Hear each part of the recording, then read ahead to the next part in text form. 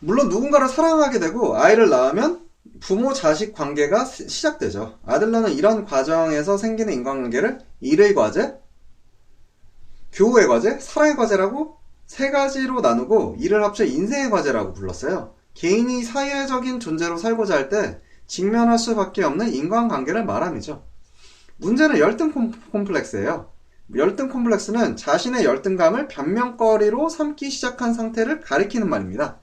구체적으로는 나는 학력이 낮아서 성공할 수 없다고 하거나 나는 못생겨서 결혼을 할 수 없다고 라고 말하는 사람들이죠. 이렇게 일상생활에서 A라서 B를 할 수 없다 라는 논리를 세우는 것은 열등감의 번주를 벗어난 열등 콤플렉스입니다.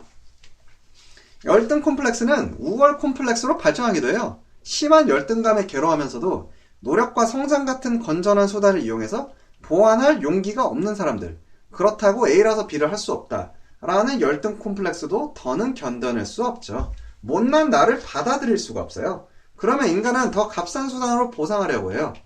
마치 자신이 우월한 것처럼 행동하며 거짓 우월성에 빠지는 거죠. 가까운 예로 권위 부여를 들 수 있습니다.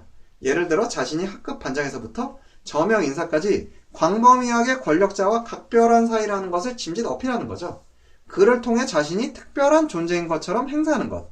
경력을 속이거나 옷이나 장신구 등 브랜드 제품을 과시하는 것도 일종의 권위 부여이자 일부분 우월 컴플렉스라고 할 수 있습니다. 권위의 힘을 빌려서 자신을 포장하는 사람은 결국 다른 사람의 가치관에 맞춰 다른 사람의 인생을 살게 되어요. 게다가 아들러는 만약 자랑하는 사람이 있다면 그것은 열등감을 느끼는 것에 불과하다라고 분명히 지적했어요. 정말로 자신 있는 사람은 자랑을 하지 않습니다. 열등감이 심하니까 자랑하는 거죠. 마지막으로 자랑에 관한 예를 하나 더 들어보자면 열등감 자체를 첨예화시켜 특이한 우월감에 빠지는 패턴이에요. 구체적으로는 불행자랑이라고 하죠. 성장 과정에서 자신이 겪은 불행을 마치 뽐내는 말하는 사람. 타인이 위로하거나 변화를 원하면 너는 내 심정이 어떤지 몰라! 하면서 도움의 손길을 뿌리치는 사람들이 있죠. 불행을 무기로 상대방을 지배하려고 하는 것입니다. 자신이 얼마나 불행하고 얼마나 괴로운지 알림으로써 주변 사람들을 걱정시키고 그들의 말과 행동을 속박하고 지배하려 들죠. 아들러가 오늘날 연약함은 매우 강력한 권력을 지닌다라고 지적했을 정도예요. 자신의 불행을 특별하기 위한 무기로 휘두르는 한 그 사람은 영원히 불행을 필요로 할 수밖에 없습니다. 2장이 종료되었고 3장 타인의 과제를 버려라를 이어가 보도록 하겠습니다. 아들러의 심리학에서는 타인에게 인정받기 원하는 마음을 부정합니다. 타인에게 인정을 받을 필요가 없다고 판단하죠. 오히려 인정받기를 바라서는 안 돼요. 인간이 타인의 인정을 바라는 것은 대개의 경우 상벌 교육의 영향입니다. 적절한 행동을 하면 칭찬받고 부적절한 행동을 하면 벌을 받는 것. 아들러는 이런 교육을 맹렬히 비판했어요. 타인의 인정을 받았다고 해서 정말 행복하다고 할 수 있을까요? 사회적 지위가 높은 사람들은 행복을 실제로 느끼고 있을까요? 이것은 누구의 과제인가? 라는 관점에서 자신의 과제와 타인의 과제를 분리할 필요가 있어요. 누구의 과제인지 구분하는 방법은 간단합니다. 그 선택이 가져온 결과를 최종적으로 받아들이는 사람이 누군가를 생각하면 되는 거예요. 예를 들어 아이가 공부를 하지 않는다라는 선택을 했을 때 그 결정이 가져올 결과를 최종적으로 받아들여야 하는 사람은 부모가 아닙니다. 바로 아이죠. 그러므로 공부는 아이의 과제예요. 아이와의 관계를 고민하는 부모는 대개 아이의 인생은 곧 내 인생이라고 생각하는 경향이 있어요. 아이의 과제까지도 자신의 과제라고 생각하고 떠나는 거죠. 늘 아이만 생각하다가 문득 정신을 차렸을 때는 어이구 인생은 나는 사라지고 없어요. 아이는 독립적인 개인이에요. 부모가 바라는 대로 되지 않습니다.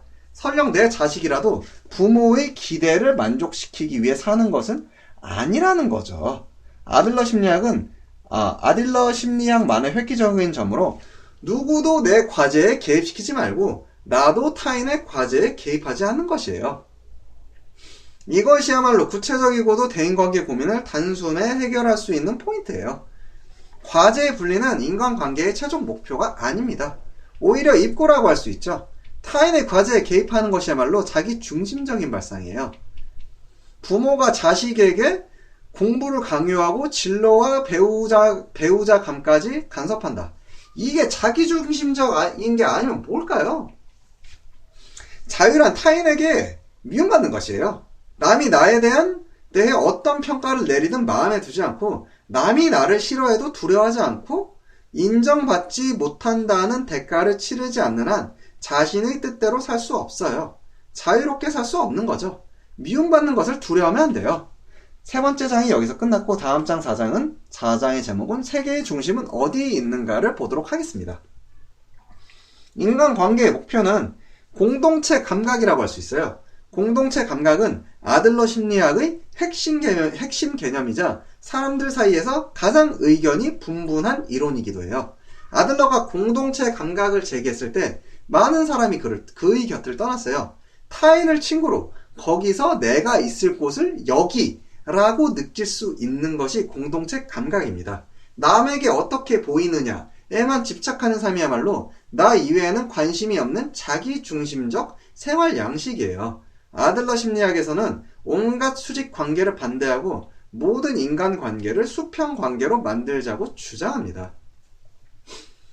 인간 관계를 수직으로 받아들이면 상대를 자신보다 아래라고 보고 개입을 해요. 수평 관계에 근거한 지원을 아들러 심리학에서는 용기부여라고 해요. 예를 들자면 아이에게 공부하라고 일방적으로 볶는 게 아니라 아이에게 공부를 잘할 수 있다고 자신감을 불어넣어주고 스스로 과제를 해결할 수 있도록 곁에서 힘이 되어주는 거야. 힘이 되어주는 것을 말한 겁니다. 칭찬하고는 좀 다릅니다. 칭찬은 능력 있는 사람이 능력 없는 사람에게 내리는 평가이기 때문이에요. 어떻게 하면 스스로 가치 있다고 느낄 수 있을까요? 그것은 바로 나는 공동체에 유익한 존재다 라고 느끼면 자신의 가치를 실감하게 돼 있어요. 자신의 주관에 따라 나는 다른 사람에게 공헌하고 있다고 느끼는 것. 보통 인간은 타인을 행위 차원에서 보고 있습니다. 그 사람이 무엇을 했는가 하는 차원에서 말이죠. 그런 관점에서 병든 노인이 자리에 누워만 있으면 주변 사람들에게 폐만 끼치고 아무런 도움이 안 되는 것처럼 보일지 몰라요. 그러나 타인을 행위의 차원이 아닌 존재의 차원에서 살펴야 합니다. 예를 들어서 어머니가 교통사고를 당해서 의식불명의 중태라서 목숨이 위태한 상황이에요. 이때 우리는 어머니가 무엇을 했는가는 조금도 상관하지 않을 겁니다. 살아있다는 것만으로도 기쁘다. 오늘도 생명을 연장한 것만으로도 아이고 기쁘다 하고 느낄 것이에요. 존재의 차원에서 감사한다는 것은 그런 거예요. 4장이 끝났습니다. 마지막 장 5장을 보도록 할까요? 5장의 제목은 지금 여기를 진지하게 살아간다입니다. 공동체 감각을 기르는 것에는 자기수용, 타자신뢰, 타자공헌이 필요해요. 자기긍정과 자기수용은 명백한 차이가 있어요. 자기긍정이란 하지도 못하면서 나는 할 수 있다, 나는 강하다 라고 스스로 주문을 거는 것이에요. 이는 자기에게 거짓말하는 삶의 방식으로 자칫 우월 콤플렉스에 빠질 수 있습니다. 한편 자기수용이란 하지 못하는 나를 있는 그대로 받아들이고 할 수 있을 때까지 앞으로 나아가는 거예요. 60점짜리 자신에게 이번엔 운이 나빴어. 진짜 나는 100점짜리야. 같은 말을 들려주는 것은 자기 긍정이에요. 60점짜리 자신에게 그대로 60점으로 받아들이고 어떻게 하면 100점에 가까워질까 하는 방법을 찾는 것이 자기 수용인 것이에요. 과제를 분리한 것과 마찬가지로 변할 수 있는 것과 변할 수 없는 것을 구분해야 하죠. 우리는 태어나면서 주어진 것에 대해서는 바꿀 수 없어요. 하지만 주어진 것을 이용하는 방법에 대해서는 내 힘으로 바꿀 수가 있습니다. 따라서 바꿀 수 없는 것에 주목하지 말고 바꿀 수 있는 것에 주목해야 합니다. 철학자가 말하는 자기 수용이란 이런 것이에요. 신뢰하는 것을 두려워하면 결국은 누구와도 깊은 관계를 맺을 수가 없어요. 타자 공헌이란 나를 버리고 누군가에게 최선을 다한 것이 아니라 오히려 나의 가치를 실감하기 위한 행위예요. 가장 알기 쉬운 타자 공헌은 일이에요. 우리는 노동을 통해 타인에게 공헌하고 공동체에 헌신하며 누군가에게 도움이 된다는 것을 실감하고 나아가서 자신의 존재 가치를 받아들입니다. 일중독자는 이를 구실로 다른 책임을 회피하는 것에 불과해요. 일중독자는 인생의 특정한 측면에만 주목해요.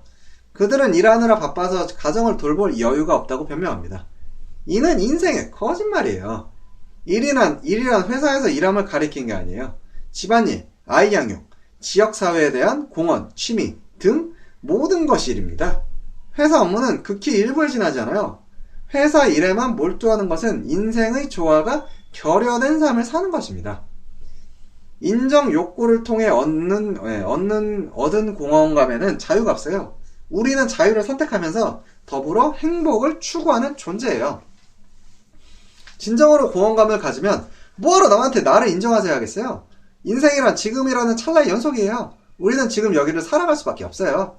지금 여기에 충실하면 그걸로 충분합니다. 지금 여기에 강렬한 스포트라이트를 비추면 과거도 미래도 보이지 않게 되어요.